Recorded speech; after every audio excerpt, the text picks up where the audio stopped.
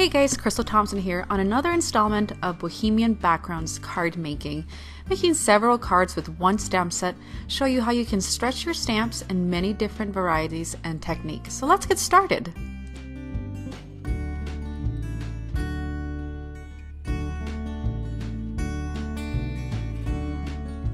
To begin, I have my Bohemian Background stamp set, a piece of crumb cake cardstock, which is craft, and a piece of vellum. After placing some anti-static on my vellum, I'm going to go ahead and stamp the Bohemian with my image using embossing ink. And I'm going to go around counterclockwise. And once that's nice and wet, I'm going to put some white heat embossing powder and set that with my heat gun.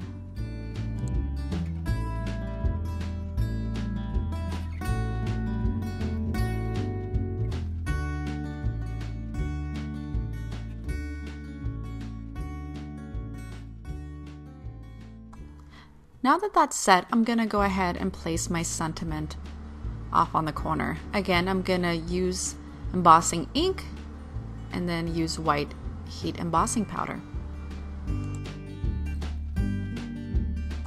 To give my card some more dimension, I'm going to stamp my image on another piece of vellum, place heat embossing powder, and emboss that. Then I'm going to go ahead and fussy cut around this image.